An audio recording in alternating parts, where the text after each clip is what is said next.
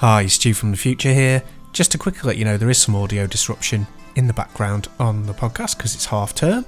Understandable. But it doesn't get too intrusive. Okay, enjoy.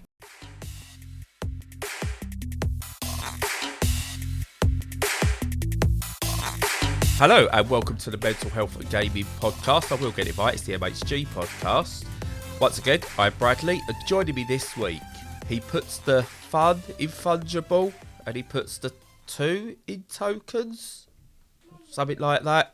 But he definitely exists, and definitely not on the blockchain. It's Stu. How you doing, Stu? I'll probably put the tool in tokens, to be honest. I don't know. The tool? Yeah. I don't know. I don't know what I'm talking about. Please forgive me.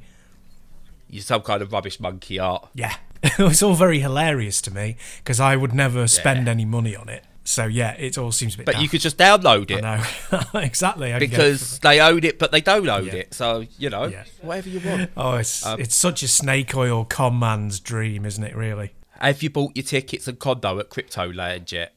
Sadly not, and it's unlikely to happen. Have you heard of Cryptoland? Yeah, I've heard of it, yeah. Jesus Christ. I managed to see their promotional video about it, and it's like someone's done a video version of a video game asset flip. Oh, it's like something they'd come up with on The Apprentice, and that you just sit there cringing. I don't watch The Apprentice, so I can't compare. NFTs would fit in perfectly with what they do on The Apprentice. Oh, is it one of those they come up with like bad business ideas, but because it's in the confines of a TV show, it's good? Yeah, it's basically and like they give these teams, they have to compete, and they say, okay, you've got to come up with a design for such and such. And within that, they're allowed to come up with any sort of design or concept they like, really. Yeah. And NFTs is one of the things I'd expect that group of idiots to come up with. Oh, it's like when you're at school and they put you into like smaller groups and they go, right, okay. And the scenario is, this road here has been really busy and we need to make it safe. So in your groups, how can you do that? And then you do it. You go, yeah, we've done this. We could be town planners. Yeah. But in reality, that's not how life works.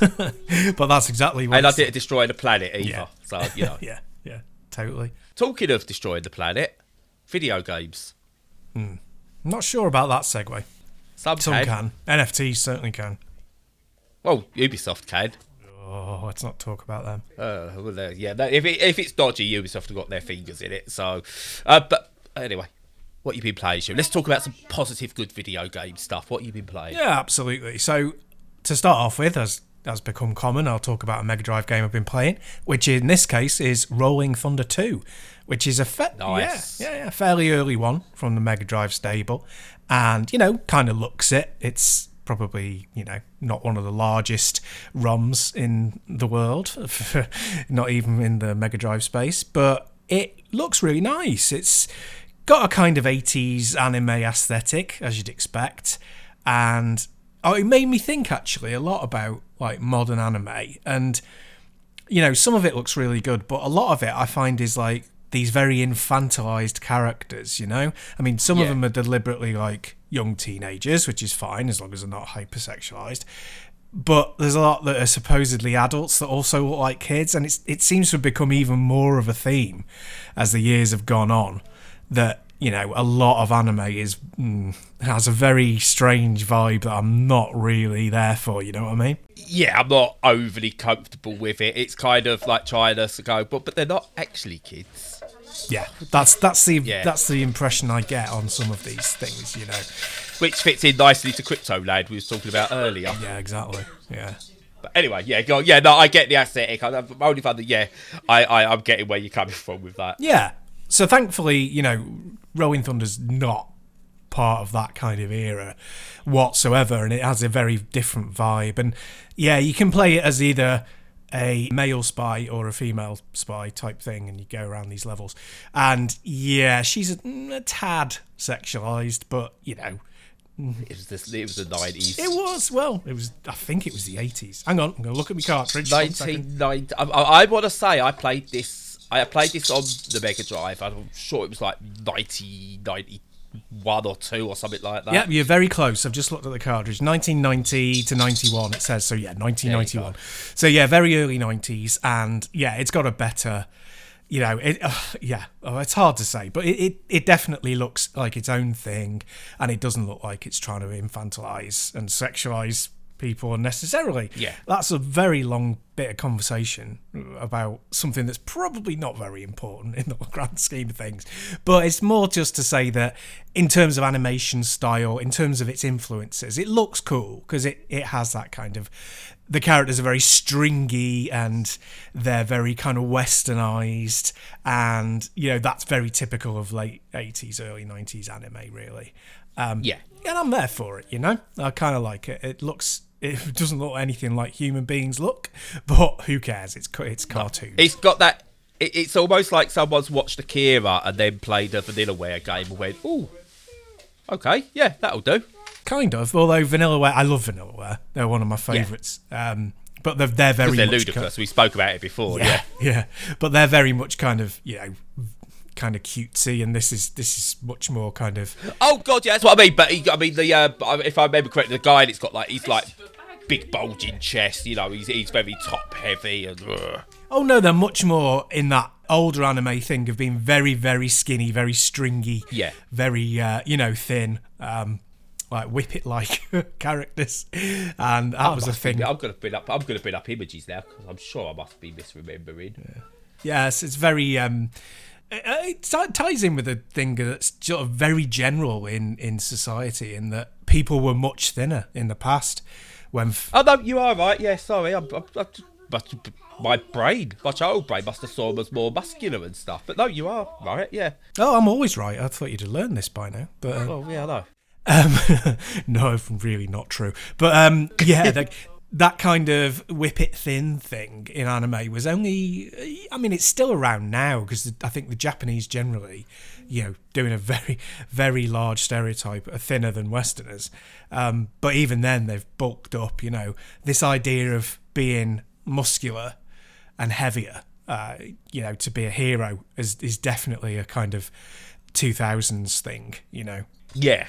And anyway, so we should probably talk about the game a little bit. And it, the what? I know, right? So you basically, it's very similar to Shinobi in certain aspects. So you walk along, it's split into these multi-tiered areas. So there's a level above you that you have to push up and then jump to access, and you have to use both because the enemies come from both areas and they can drop things on you and you can't shoot upwards. So very similar to Shinobi like that.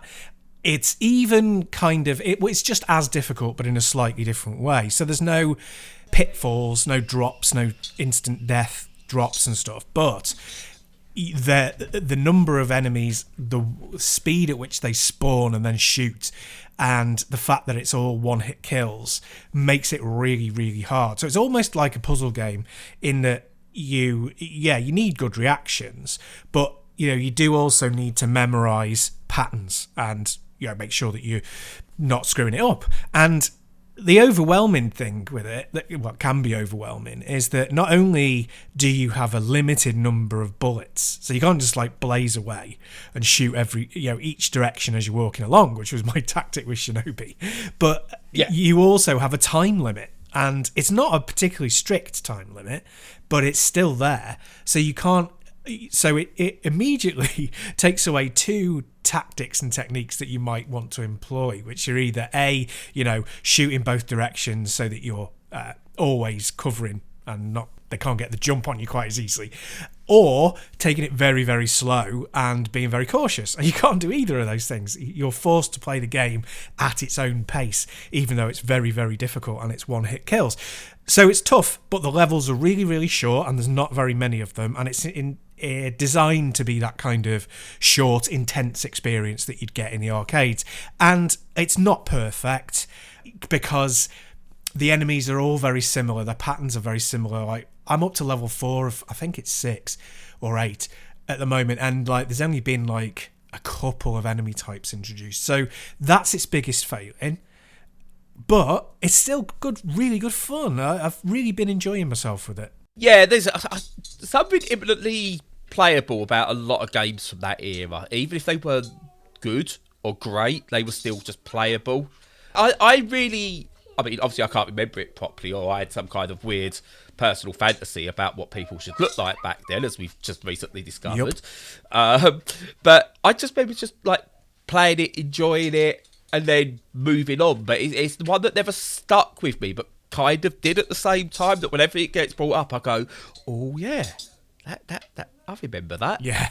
Well, I was having a good think about, and this will bore like 90% of people, so I highly advise you to skip forward a minute if you're not interested, about arcades. But I was thinking about arcade games and how the Jammer standard was really good in that it made arcade operators easily able to swap out their games so that they didn't have to buy great big bespoke cabinets, all the time. And, that has its pluses and minuses in and of itself. But one of the minuses was that it meant there were a lot of very similar platform games and shooters that came out around, the mid to late 80s and even into the early 90s. And I think, part of the difficulty then became, do we go cheap and mainstream and wide, as wide as we can and make these accessible games that are getting stale, or do we spend more money on fiberglass skis and virtual reality headsets and shit like that? So I mean, yes, you should. Yes, but that started to become unviable on a financial level, which is unfortunate. But I think what made this stand out a little bit even back then was that it wasn't a standard type of platformer in a mold of something else, because it had this very unique, well, not unique because Shinobi did it, but this thing about the levels and the way that it asked you to pace yourself out through the level. And that it doesn't make it, like you said, it doesn't make it a great game, and it doesn't even make it a kind of real standout, but it certainly gave it enough of an edge for the name to persist, I think. Yeah, I mean, it's one of those, if they was to do a reboot of the series, my interest would be piqued instantly. Yeah, exactly. I would give it a go. The thing is, it has been utterly superseded and made obsolete, really, by Elevator Action Returns, which was on the arcade and came out on the Saturn. It was a similar type of game, but it's just better in every single way. I would love to see a reboot of that series. Yeah, no, I'm with you. And I remember sort of like that gameplay you talked about. It's almost like the Contra Metal Slug style gameplay where you side scrolling, but you had enemies from above, below, and stuff like that. And I want to see more of those. I'd like to see more of those redone in a modern style, like the Metroidvanias are all getting their stuff now. I want to see more of the of this style sort of like make a comeback. I know we had a brief one with what was it called? It was with all like the 80s action stars in it. Broforce. Broforce, yeah. But that was enjoyable, but it's kind of stopped at that, and it's a bit of a shame because, again, I think they're a very unique style of game and one that hasn't been revisited much in recent years. Yeah, I totally agree. Broforce was very much like them doing Contra and stuff like that, Midnight Resistance. So, yeah, I would like the same. I would like something that brought this very, very specific type of game back. And there is only really, Rolling Thunder, Shinobi, Elevator Action Returns, and maybe a couple of others that do it in this kind of puzzly kind of way. And I think, because they kind of moved. There's a little bit of it in Sunset Riders, but not very much. It's more of a straight shooter. But that's so colourful and so much of a more sophisticated graphical era that you'd be more inclined to go for that. But to go to your point, if we're getting like copies, like we were talking about Ninja Gaiden last week, and how there are a lot of copies of that because the NES was so massive in America that a lot of kids were brought up on Ninja Gaiden, the NES version specifically, and so you get loads of games like Cyber Shadow that copy it. But there are very few kind of Shinobi and Rolling Thunder style copies, and we need to have that brought back. I agree. 100%, and they're right for it now, so maybe that's what's next. Yeah. And if people want it, they can even do a rogue version of it just to keep it in line so you can bleed from one to the other. Indeed. But I've been playing a game that spawned a genre recently and is a very, at one point I suppose was very unique. I've been playing Dynasty Warriors 9 Empires. Right, yeah. Is it Dynasty or Dynasty? What do you say? I say Dynasty. I think Dynasty is more of the American pronunciation, but either is fine. I say Dynasty, so yeah. But anyway, I've been playing Dynasty Warriors 9 Empires, and boy, oh dear. I love Musu games, however you want to pronounce it. Absolutely. The idea of just like turning off your brain, having one or two buttons, and just feeling like an absolute god as you smash through crowds of enemies and everything is just it's what you want, like a power fantasy to be in video game form. Yeah. And all the way up to, I mean, we'll go back. Anyone knows their history of the Dynasty Warriors series knows that the first Dynasty Warriors was actually a one-on-one fighting game, and then it kind of went into this Musu style game. And up until about Dynasty Warriors, I want to say 7, possibly even 8. I was just all in on them. Really enjoyed them. I like the offshoot, so Fire Emblem Warriors is really good. Obviously, at the recent Nintendo Direct, they announced a new Fire Emblem Warriors game, 3 Hopes, I think it's called. Really excited for that. You've got the 2 Hyrule Warriors games. Really love those. They're brilliant. Persona's even got in on the action with Persona 5 Strikers, which is, again, I've spoken about it, it's a really weird mix. It's a full-on Persona game, but with Musu battle mechanics. Oh, sublime. So, basically, Koei Tecmo have got this down to a T, or they should have, at least. So I don't know why they tried to change it up for Dynasty Warriors 9. It just did not work. So essentially what you've got with Dynasty Warriors 9, I'll be playing the Empire's Deluxe edition of this with all the added stuff into it as well, is you still get your Dynasty Warriors battles, which is fine. It's absolutely fine. And those who are really into the deep lore of it will find a few bits that they don't like, but I'm not too bothered about the deep lore. I just want to smash it up, essentially. But that's all fine. But the problem is they decided to make the whole game this massive open world thing. So you spend actually more time traversing between empty spaces than you do actually in battles. Now, to me, a Musu game is you load it up, you go through a couple of menus, you start and you hammer a few buttons until you've cleared everything and moved on. Small maps, absolutely. You nailed that concept. Why they've gone to open world, I do not know. And it's boring. And that's the worst thing I can say about the game is it's boring. Oh, man. How can you make a Musu game like that boring? Sure, you have to go out of your way to make it dull. Yeah, I mean, I was worried that the Persona 5 Strikers would not work because it was, especially when I heard it was more a Persona game than a Musu game. I was like, no, is that really going to take me out of what I want from a Musu game? But no, it works really, really well because when you go into battles, you're focused on those battles, and that's exactly what you want. So when I'm in-game in a Musu game, you want to be hammering a button and, destroying crowds of enemies. By the way, Dead Rising Musu. Make that happen, someone. And, yeah, this just isn't it. I don't know. It's like they tried to evolve what it is. It's like... The best way I could describe it, it'd be like National Lampoons trying to thinking they could get highbrow. Yeah. Just don't. You don't need to. Yeah. And this is what it doesn't need doing. I mean... you've got sort of a wide range of like officers you still have to go for, as well as, like you've got like your specific ones. There's about, I think they said like 80 or 100 or something of like specific big officers and hundreds of generic officers that you can take down. And then obviously thousands upon thousands of minions, essentially, which is all really good. You can command your armies. I don't want to command my armies too much. It feels like they tried to go more in depth with the army commanding. I just want to say, look, you deal with that. I'm just going to go deal with that. That's all I want. That's the most tactics I want from a Musu game. But so it's got these castle siege things that are going on, and I just it's one of those things where it feels like they've looked at it, they've put it down on paper, and it looks really good on paper. Yet no one's had the wherewithal to turn around during the testing phase and go, look, this isn't working.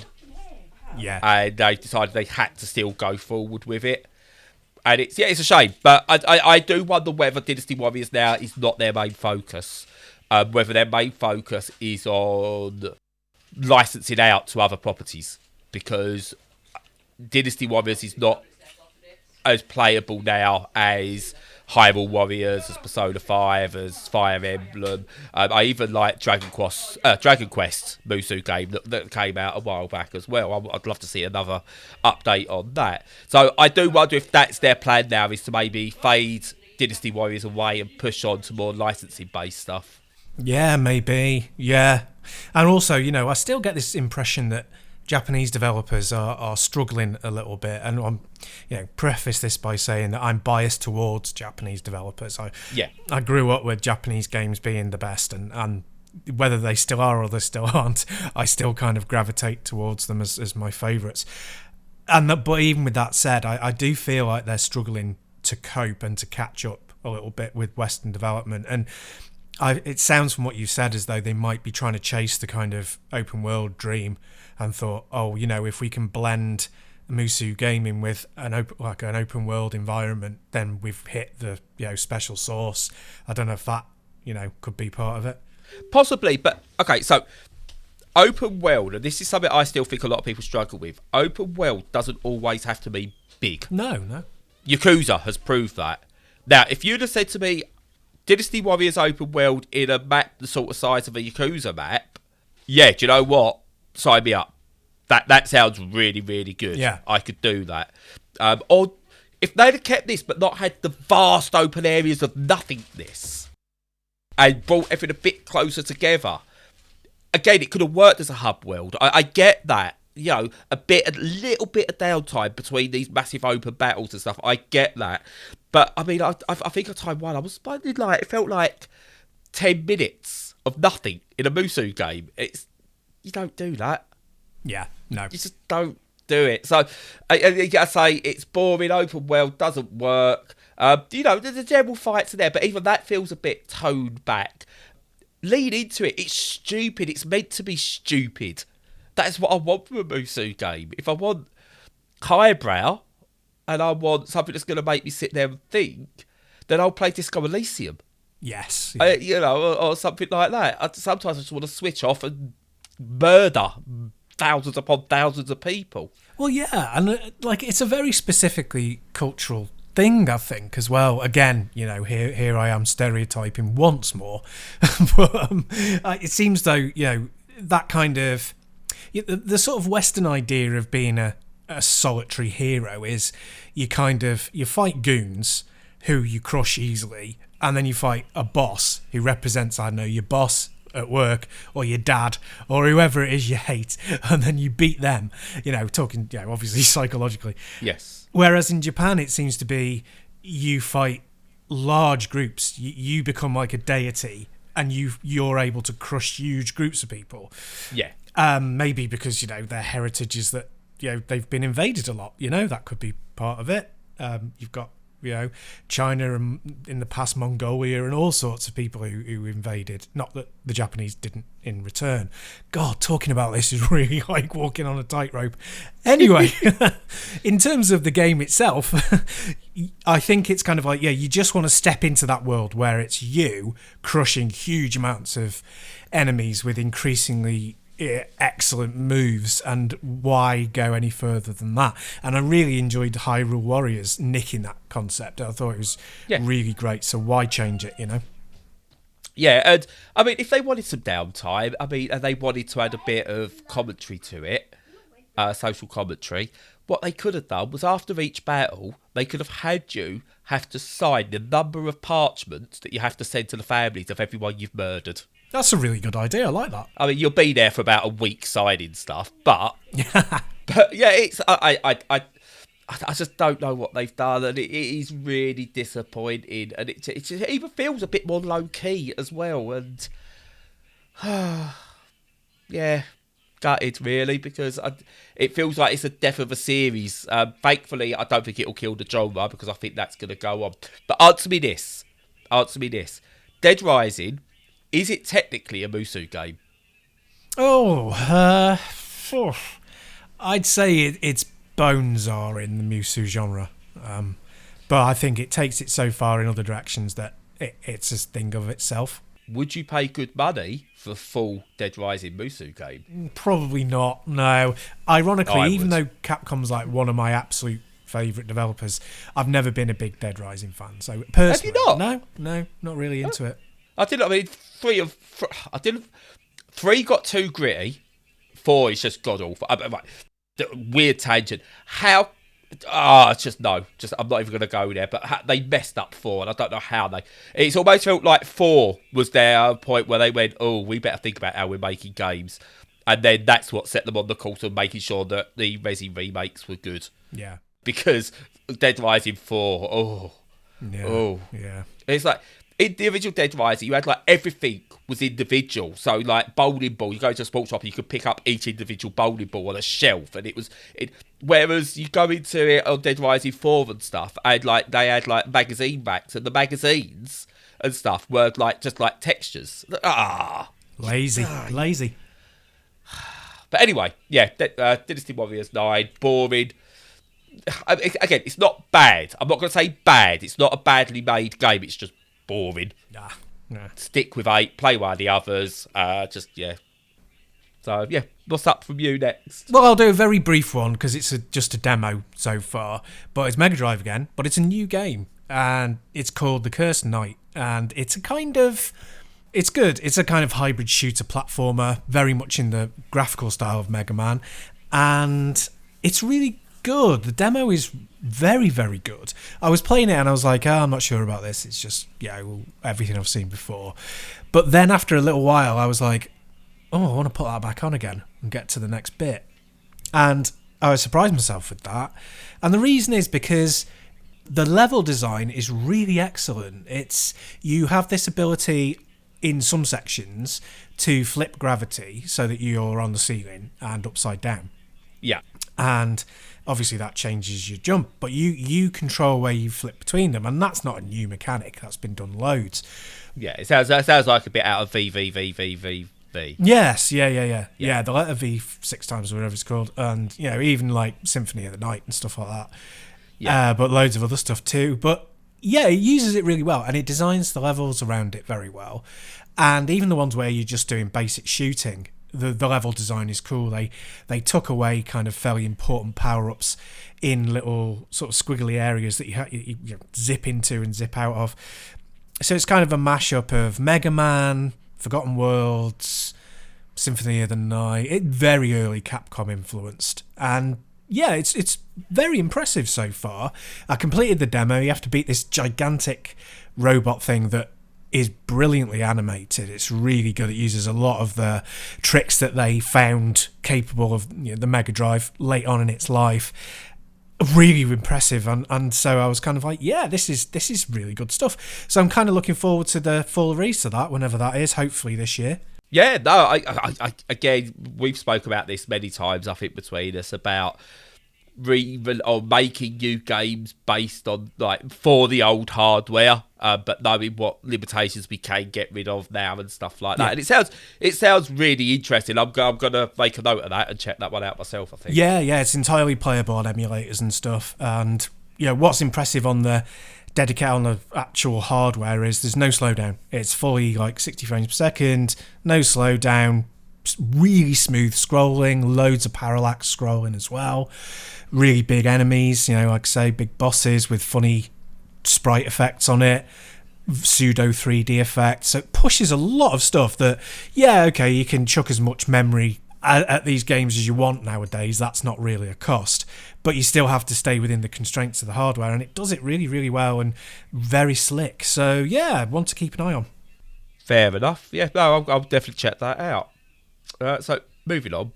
I'm going to describe this game I've been playing. I want to see if you can tell me what the title of this game would be, or what genre, what series this game's in. Okay. Yep.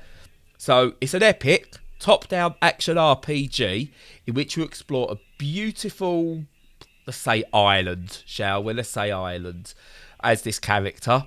You have to complete different missions and fight monsters, go into dungeons, solve puzzles, and unravel a bit of a mystery. and all done. It's it's a lovely top down sort of like pixel art style. What does that sound like? That sounds exactly like Zelda. My God, yes, it does sound exactly like Zelda. And what I've been playing is not Zelda. It's called Ocean's Heart. Hey, on the Switch. Now, what's brilliant is you go to the box art of Ocean's Heart, and it's from the immediacy. It's going, look, it's Zelda in all but name. In the box art alone, it's like they've really gone for it. And this is. It's not a clone. I don't want to say it's a clone or anything like that. I'm not putting this game down. So let me caveat everything by going, it's brilliant. Ocean's Heart is wonderful. Oh, cool. So, but it feels like a fan-made Zelda game. But they've gone, how can we not get a cease and desist from Nintendo? And this is how they've done it. So you play a lady, a young woman.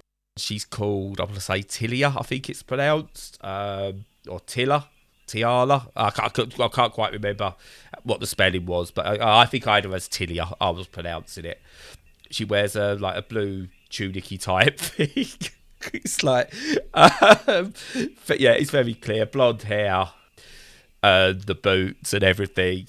Yeah, she goes on. She picks up her weapons and she can fight enemies close up, some long range stuff depending on what you pick up and what you go through. And it is Zelda, I said it all but name, and that's a good thing, because games that try and rip off Zelda but try and be too different, you just go, well, I see what you're trying to do. Just go for it. Yeah. Because this doesn't work because you've tried to be too different. You know, it's not as if what they've done is taken like Link to the Past and they just slapped a new skin on it. It is, it's its own thing. It's got its own missions, its own story. It feels different in the right places, but then it feels Zelda in all the right places as well.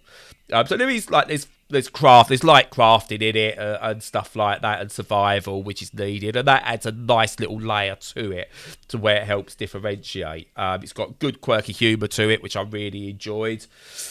You could, the different weapons you can pick up. Again, there's all the stuff. If you've played Zelda, you know. So I don't want to. I feel like if I describe it, I'm just describing Zelda. Yeah. But I just want to point out it's just a really good game. It's not better than Zelda, in any way, shape, or form. But as someone who enjoys the 2D Zeldas and has played them all to death, and would rather see a new 2D Zelda than a new Breath of the Wild, as good as Breath of the Wild is. This fills those little gaps really, really well. Probably, I don't even know. I'm probably about, I want to say, 8 to 10 hours in at the moment. I've not finished it yet, but it feels like it's coming to a conclusion soon.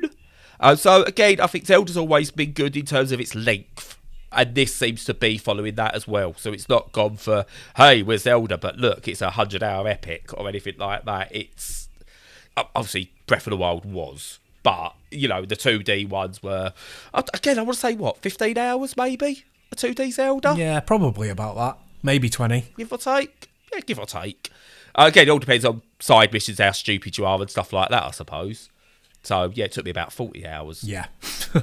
But yeah, no, it's really, really good. It's colourful. You talking about the game you just spoke about. This feels like it wouldn't be. This could have been made and put on a SNES quite easily. Yeah, I would have been at home there. But yeah, just I don't want to say too much and ruin the experience for people, because it's worth going into cold as well.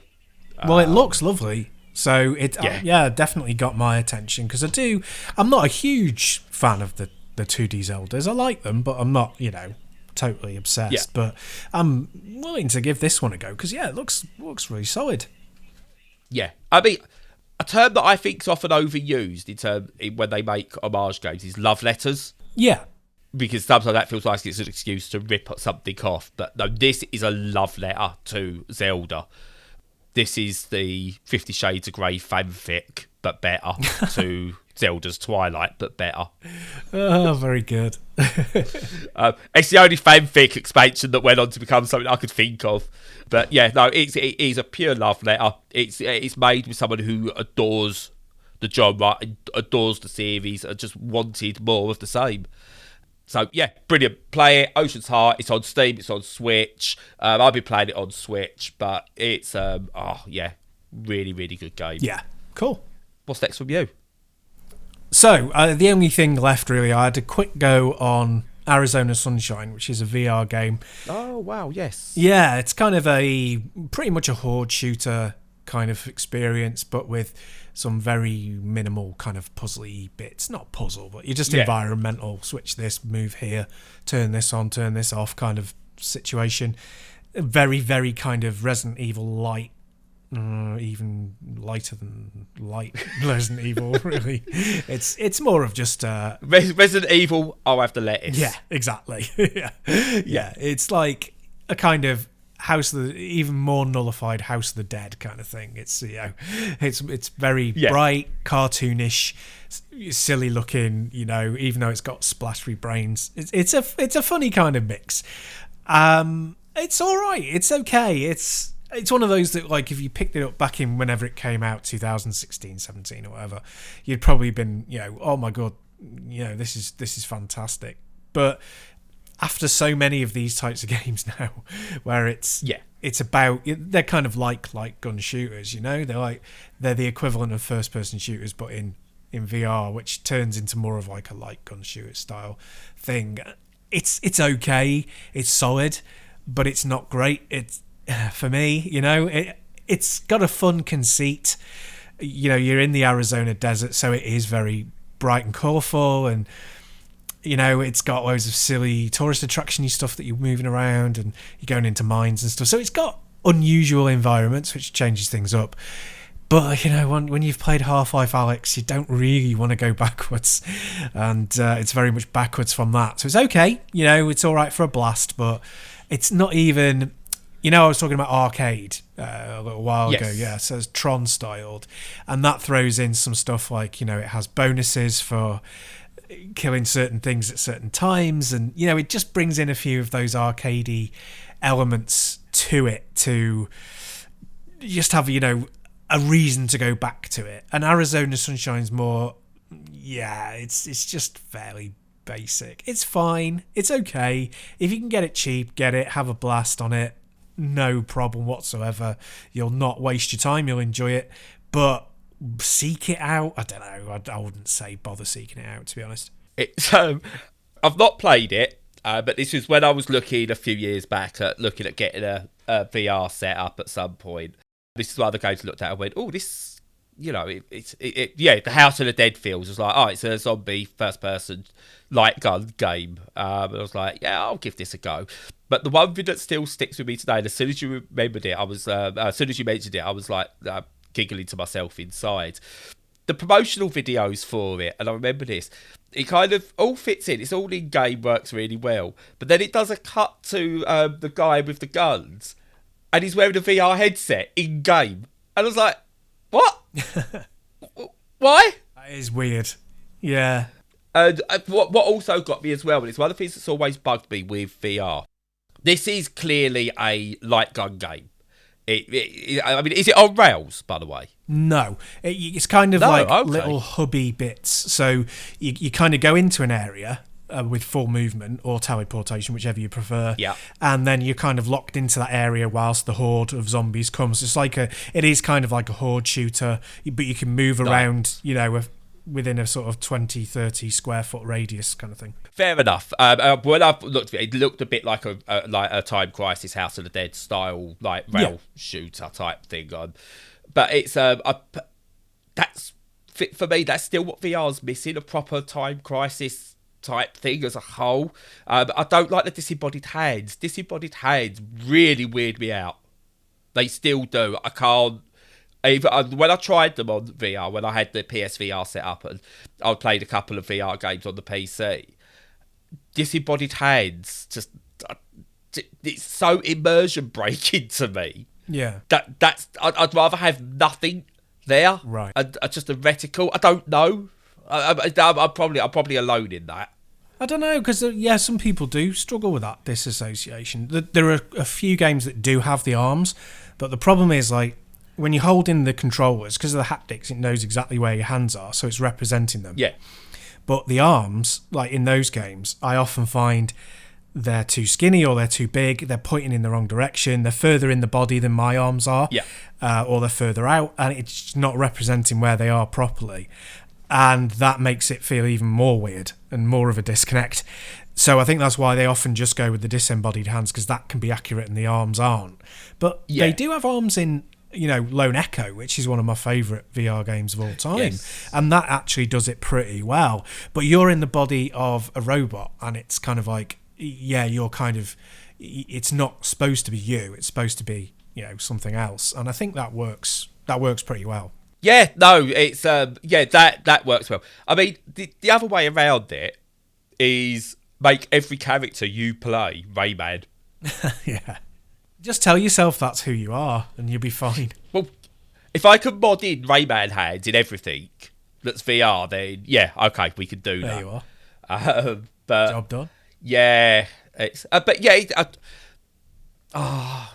just really want a VR House of the Dead proper, because it just feels like that'd work. But I'm glad someone's played it, because it was one that always intrigued me and I really fancied playing when I was looking at shall I do VR. So to hear it's just alright, that'll do me. I don't have to worry about it anymore. Not that I was worried about it. That's a really weird sentence. No, I know what you mean. I do know what you mean. No, you don't have to trouble yourself with it any further. There are other ones that you need to trouble yourself with, because they're excellent, but I'm not going to name them because it'll just make you have FOMO, so I'll leave them. Well, I know one's Half-Life Alyx, that's for sure. And Lone Echo. But VR's coming down. I've noticed you could get a Quest and all that for around £200 now, which would be tempting, but again, I don't know if it's just plug and play into Steam or not, which is what worries me. So I'll look at it all down the line a bit further if my eyes get better enough for me to start doing VR again, which they're not at the moment, so I don't actually feel like I'm missing out because I can't see anyway. Yeah, exactly. If you see it for £5, buy it. Otherwise, I wouldn't bother. No, makes sense. So, moving on, just a brief ending for me, really, this one. Went to a local free-play arcade place in Southend with Lucas the other day as a half-term treat. Nice. I want arcades to do well. This is more the reason I'm saying this is going to be some massive hypocrisy on my part coming up. I want them to do well, so I decided I'll take Lucas down because they had pinball tables there. Pinball tables, because of the way they light up and the way they do it, they're just the games I could still play because they're very physical feeling as well, so I can still play them without it being too much of a glare on my eyes, and I can sort of kind of. You can't feel where the ball is, but you kind of get a feel for things. It's so hard to explain unless you play the pinball table in real life. So I thought I'll give those a go while we're there. Lucas played on a few of the arcade machines it's like a £5 to get in. It's only open for 2 hours, and you get to play everything in there for free, which is really good. That's what arcades should be doing moving forward. Like, free to play, pay an entry fee. There you go. But we went there. I thought, right, it's open for 2 hours on a Friday, 2 hours on a Saturday, and then 2 hours on a Wednesday in school holidays.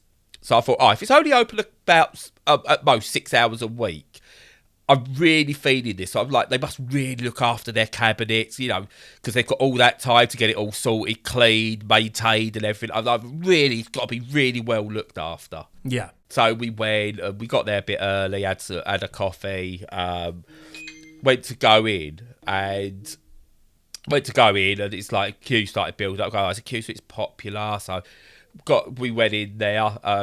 I've got my white symbol cane that's loose in there. The guy at the door goes, "Just one of you." He's like, "No, two." He's kind of looked at us and he looked at you really weird, Dad. It's like, oh, okay. Yeah. It's like, you're blind. It's like, yeah, no, I'm partially sighted. Don't worry, but I still want to try stuff. So we went in, and they've got like a Daytona machine now. Daytona machine was like, yes, I don't care how blind I am, I'm going on Daytona. One of the screens was glitched, so you couldn't play it 2-player. And there was an arsehole kid on the other one doing an 80-lap race. Fuck you, kid. Like, don't do that. They had Time Crisis, House of the Dead, stuff like that. Played those. There was an issue with those, and I'll come back to what all that is in a minute. They had, in terms of pinball tables, they had Monopoly, which is a cool table. They had Jackpot, which is a really good table. I really enjoy Jackpot. They had Jokers, which is an oldish table, but again, it's not one of my favourites, but it's playable. They also had Street Fighter 2, but that wasn't working and was switched off.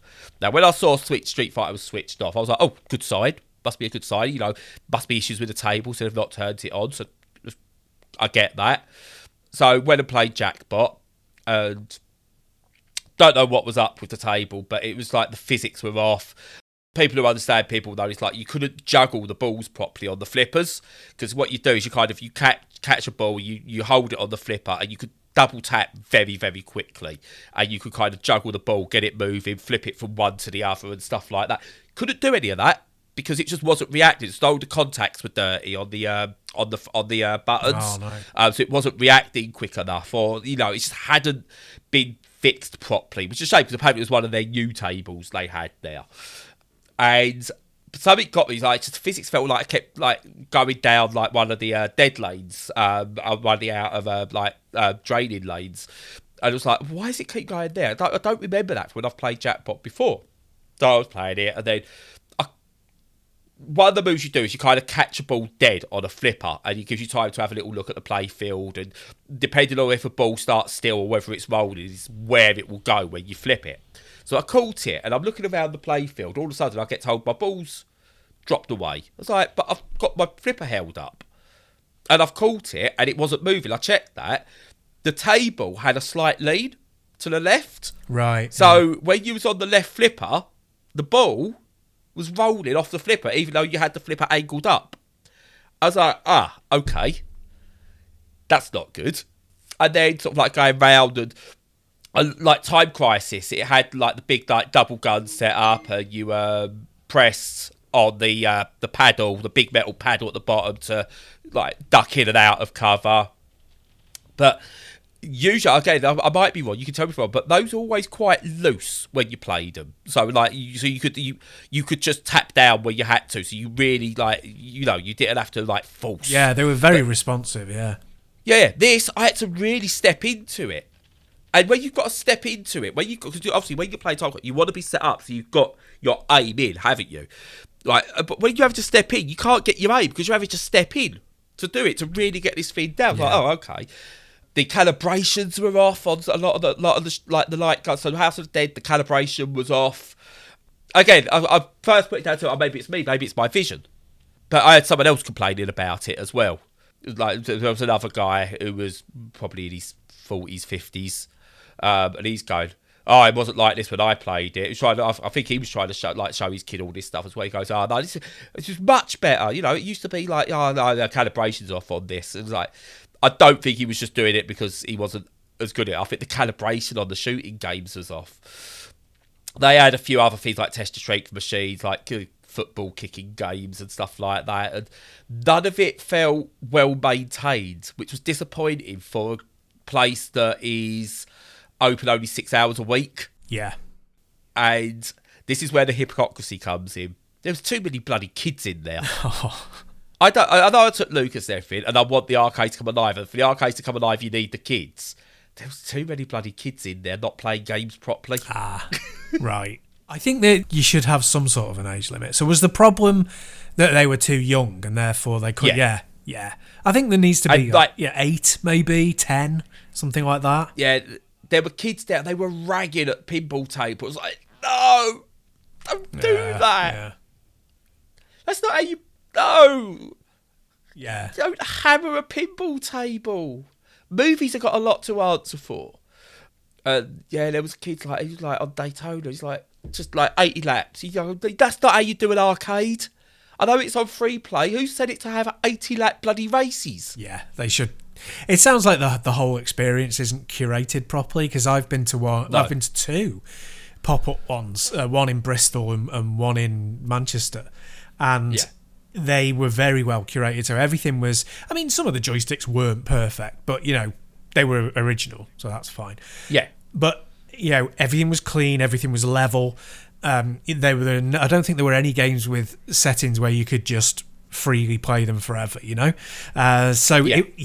really got to look after it. You've got to put the effort in, and you've got to think about your audience and who can come in and who can't, kind of thing.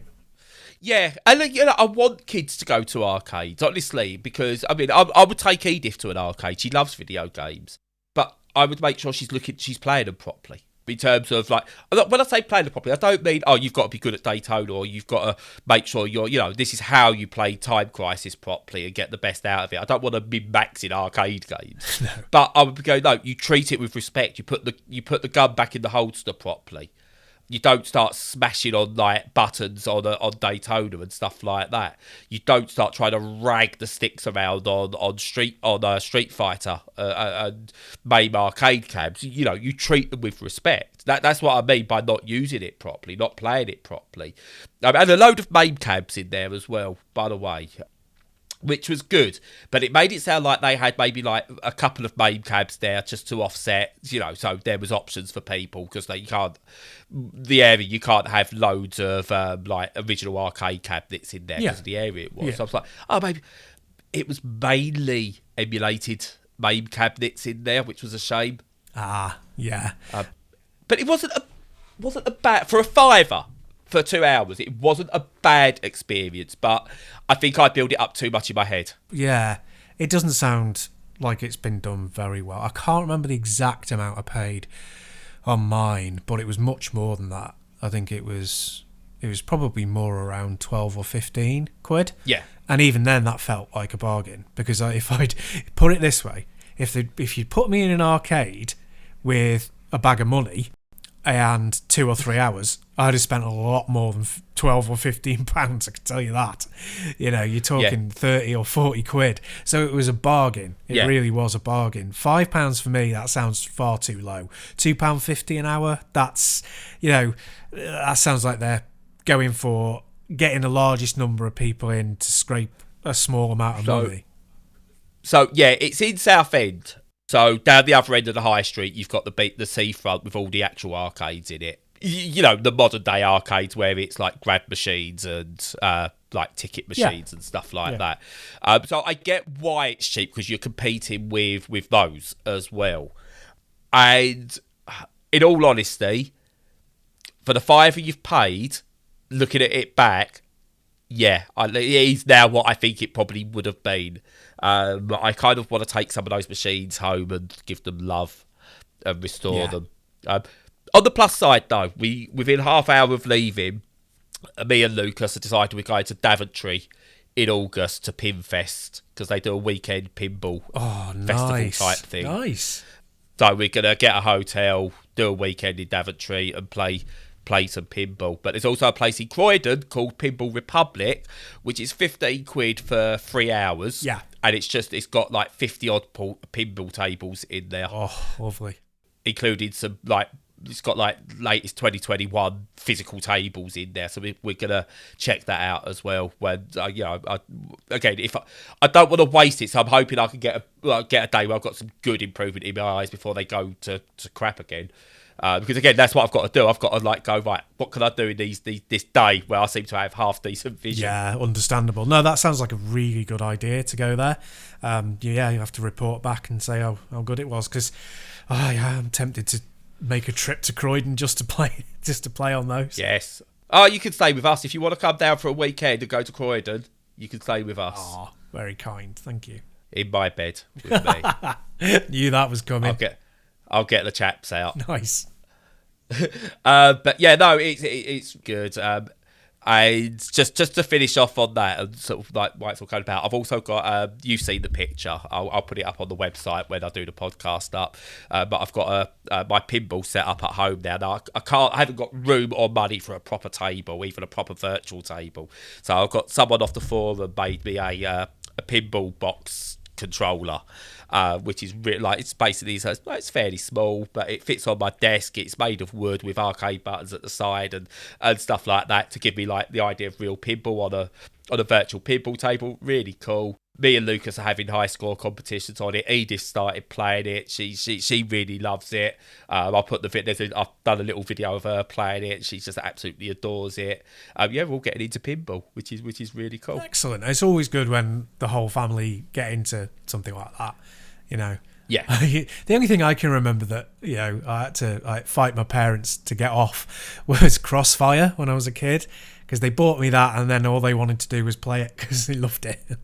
Oh, it's really good. Do you remember Crossfire? I do, yes. Yeah. For the audience's benefit, it was like a little table, and there were little guns at each end, and you used them to fire ball bearings at a little puck in the middle of the table, and you had to get it into each other's goal. So a bit like Windjammers, but with ball bearings. That was really good. I loved that. So.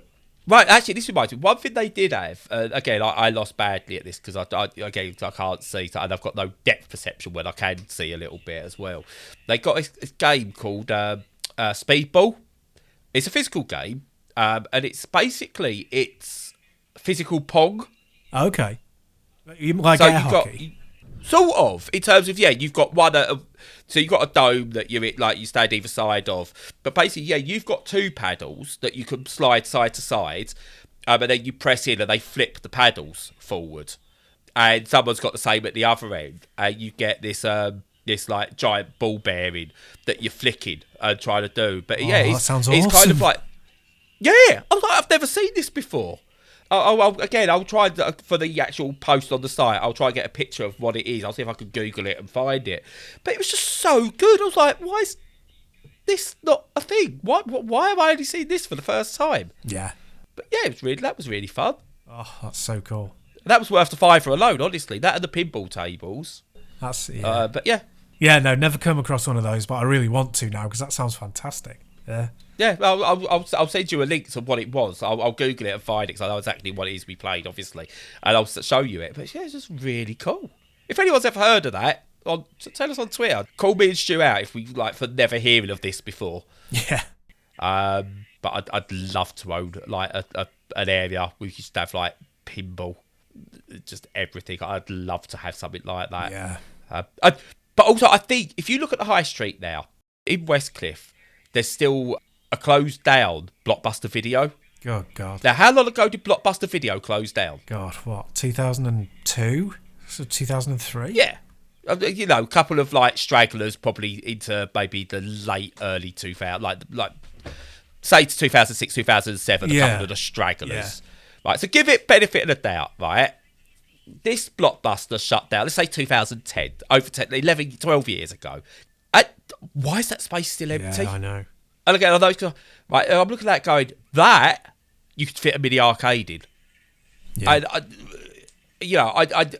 I think this is what we need to do, is look at these spaces, not arcades as such, but what can we put in there? What can we put into these spaces now? Let's get people together.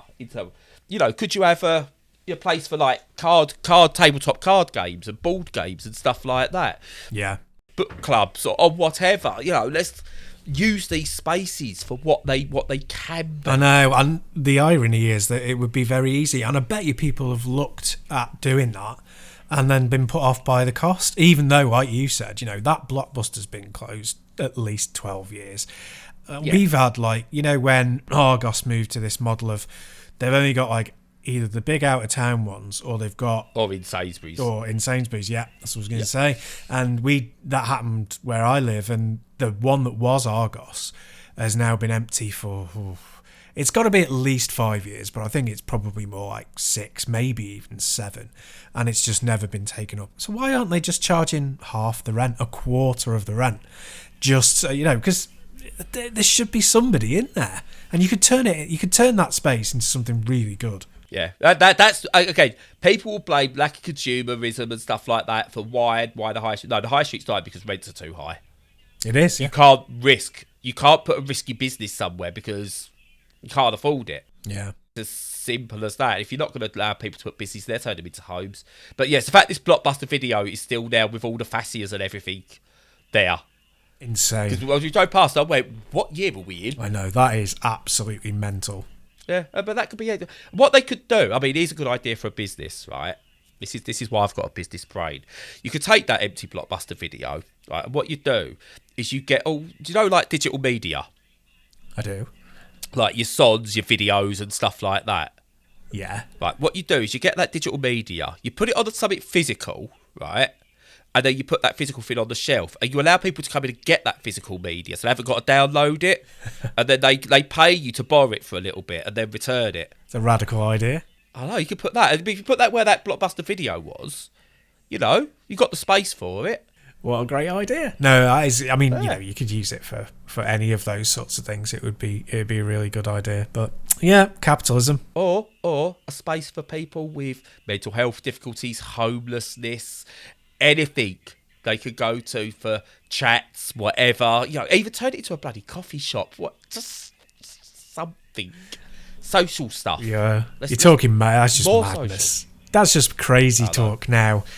Giving something back to the community. What are you even thinking? Yeah. You know, open it up.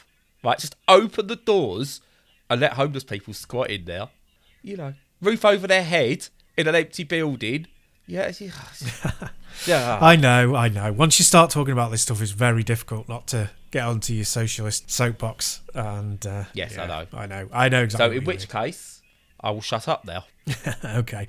What I would say on the end of that is, yeah, if they did lower the prices of the rents, I think that would be a brilliant idea, because then there would be more kind of little cooperative style places with lots of different variations going on.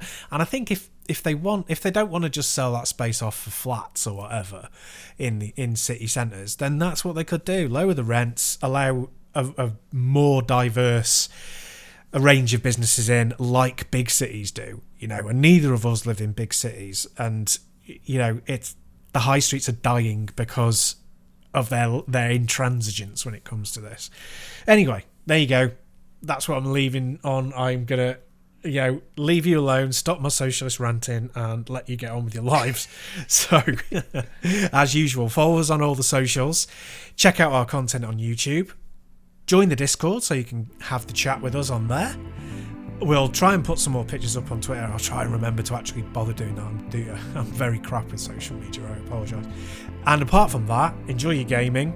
Enjoy Horizon, which unfortunately didn't arrive in time for me to review on today's podcast. But yeah, enjoy that as well. Have a great weekend. Stay safe and stay sane.